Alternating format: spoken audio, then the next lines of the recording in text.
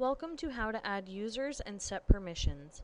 In order to add users, you do need to be an administrator in the system. You will go up to your admin tab and you're going to go down to users. Once your box opens up for all your users, you're going to click the add button at the top left. To add a user in the system, you do require a lot of information. You need to have a username and a password, their first and last name. If you have agent offices, you will want to make sure that you select which office you want this user to be able to log into.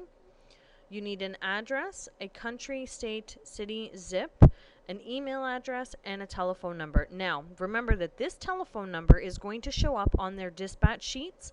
So if you have separate numbers for any user, you will want to put their individual numbers here in this box. You can also put a fax number. The primary contact and accounting contact are normally the person who owns the account or is the credit card holder on file. This does not require to be on anybody else's user profile. This is just specifically for anybody that owns the company or is the credit card holder. Once you have done all of this stuff on this page, you're going to go to the advanced. This is where you can have a little bit more customized information. If you want the person to be able to access driver pay details, check mark the box. Can only create pending loads means they cannot create an active load. Every one of the loads that they create in the system will have an NA instead of a load number, and somebody else will have to go in and open the loads and make them active.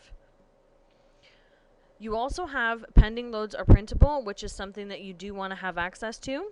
You can have save user search and edit driver additions and deductions. I would leave this at the 50. If you have the sales manager, you can have an email morning sales updates and email morning sales team overview. That is your discretion. Once you have filled out this information, you will want to click save and have your user set up in the system. Once you've done this, you will then need to go through and decide what permission levels you want them to have. So you're going to click on the green shield. As an administrator in the system, you have access to everything: payroll, the accounting tab, and invoicing. As a dispatcher, you can do pretty much everything in the system, but you do not have access to the accounting tab. You will not be able to invoice, and you will not be able to do driver pay. With custom permissions is something that you can play around with, and you can select what you want the user to be able to do and what you don't want them to do. This, however, can be extremely finicky, and you really have to play with it and log in as the user to see if it's doing exactly what you want. It will not give you all of the options that you want, and some things will lock out other things. So again, you do need to play with custom permissions in order to do it for your users.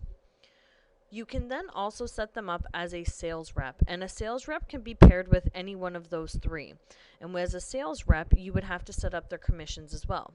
So we're going to leave this person as a dispatcher, and that's all we're going to do. Thank you for watching how to add a user and set up user permissions.